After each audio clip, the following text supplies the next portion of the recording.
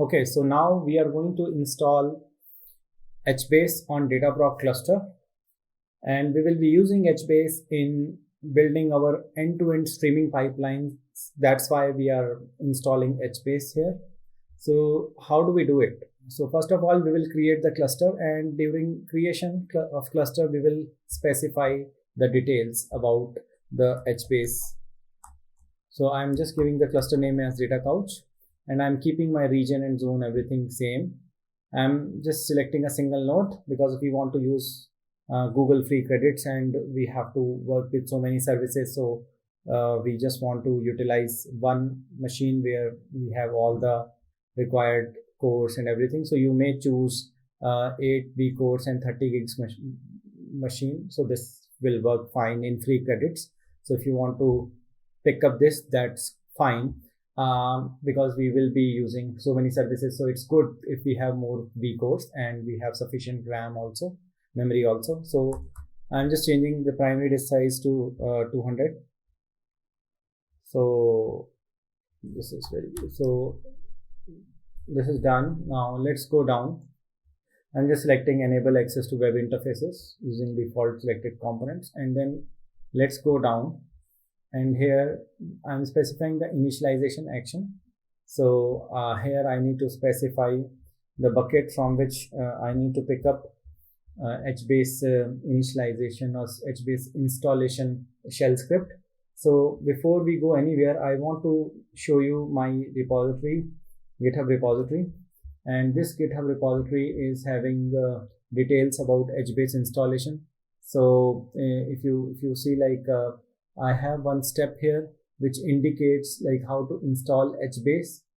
So I'll be using this command to actually specify in the initialization action, and I'll paste it here, and I just need to replace the region, and this region is my US central one. So I'll just say US-central 1. So this is the region name, US-central 1. So this is all set. This is all green. So this is fine. Now let's go down, and rest of the things are okay. I'll just say create cluster. So I just changed one step here, which is related to initialization action for HBase. So when it will create the Dataproc cluster, it will have pre-installed HBase as well. So we will validate once the cluster is up and running. Okay, now the cluster has been created. I will go inside this virtual machine and I will perform SSH here. Let me go inside VM instances. Let's go inside this VM. We will be doing SSH. Okay, so now I am inside this virtual machine, and in this virtual machine I need to basically find out whether HBase is now available or not. So we have already seen HDFS is there, so it is fine, like HDFS, and now I just want to see like whether HBase is there or not. Yes, HBase is also there, so I can use HBase shell and I can execute the instructions related to HBase. So those things we will be doing in detail, like how to perform hands-on exercises with HBase in the next exercise. So this is fine, like HBase is there, we will start doing exercises. I will just quit out of it. Okay, so we see that HBase is not working, and the reason for HBase not working is the dependency on Zookeeper. So when we were installing HBase, we did not select the Zookeeper component in the Dataproc cluster creation in the additional steps, if you remember.